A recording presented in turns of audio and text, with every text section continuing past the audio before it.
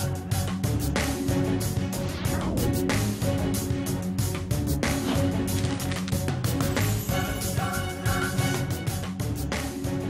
and welcome to Money, Money, Money, your weekly personal finance date with me, Surabhi Upadhyay. Putting your money to work and making it grow is the key to wealth creation. The question is, how do you ensure you're getting the right investment advice?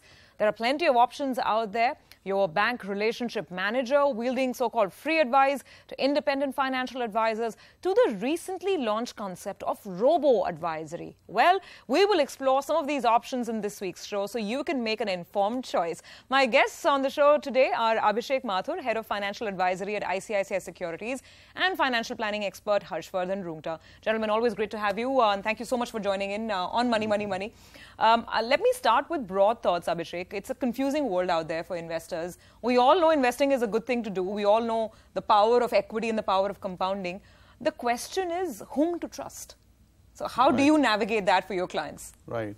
So most of the time, you know, what you've seen is that the investors get pulled into investing by the visit to a bank, because a lot of most of the banks are into distribution of mutual funds or you know, fixed deposits and other financial products. Then there is a distribution through brokers and sub-brokers who are there to help you in the equity market specifically. But now most of them are also offering mutual funds. So that's another way how investors typically get into it. And you have got independent financial advisors who are there really in small cities and who capture areas, small areas pretty well. So a lot of investors also get into the markets through them. And of course, there's this new field of robo-advisory, which is really more like a channel through which a lot of young investors are getting to start their investing journey. We'll definitely talk about that because it's a new concept, and particularly with the digital wave sweeping in, we will get to robo-advisory and how that might fit with your profile. But Harsh, you know, your thoughts on this really important subject.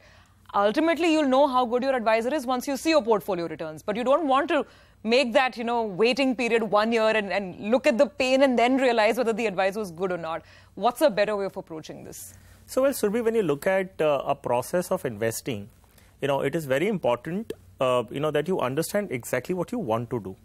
Now, let's look at an investor. Let's look at an individual who has just started earning, for example, and now he's aware of the fact that he needs to start saving. Okay, so the question arises, what are the choices in front of him? Say, for instance, there is an individual who's tech savvy, for example, who has, prudence about financial savings. He has, knowledge about investments. He may not be an expert. So for that kind of an investor, and robo-advisory may be ideal.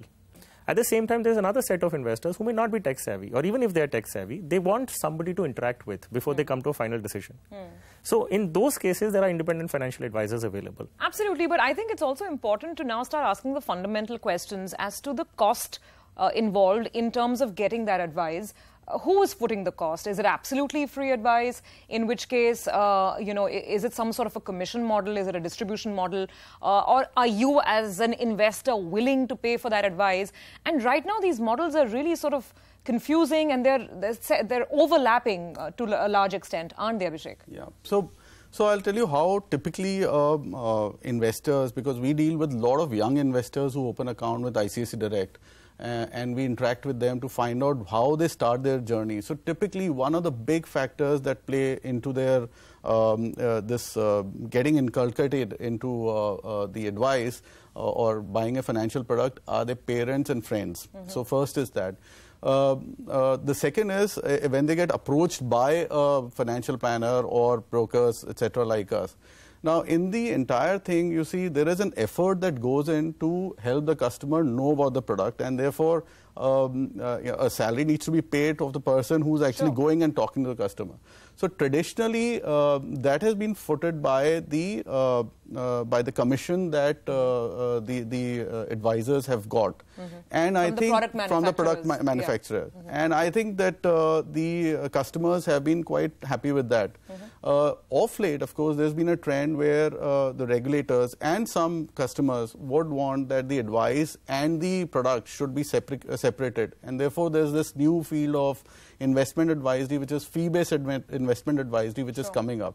Now, this is obviously a choice available to the investors. They want to go through a distributor and buy it, where also there's fair bit of effort and investment advice that goes into, or whether he'd want to go in for a pure advice, which is fee-based, and then want to execute it through a broker or through a bank. Okay, fair enough. Speaking of banks also, Harsh, of course, there is also, as you mentioned, the first step ends up being your RM, because the moment you have a savings account, the moment you cross a certain threshold in terms of balance, you instantly start getting phone calls and advice saying, do this with your money, do that with your money.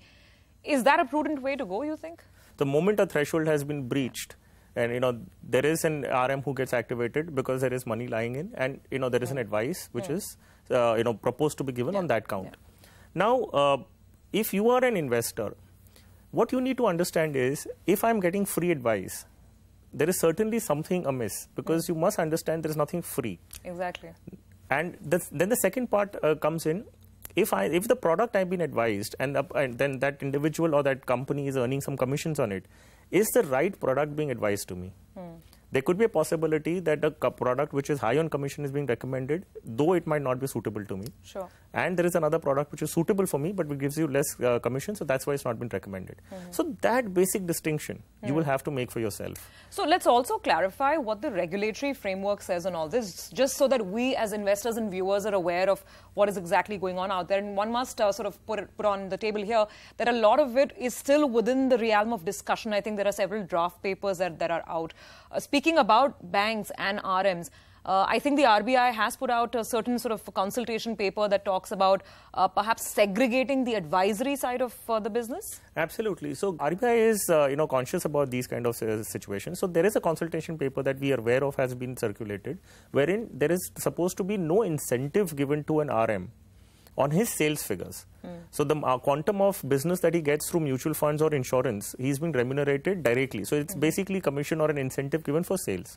So bank has been trying to come down on that part and saying that do not incentivize your employee based on the business. Just by getting customer to transact. So, and also there is another thought that a bank itself under the same identity cannot distribute and advise at the same time. So distribution should be through another subsidiary organization, and the employees, etc., would be different.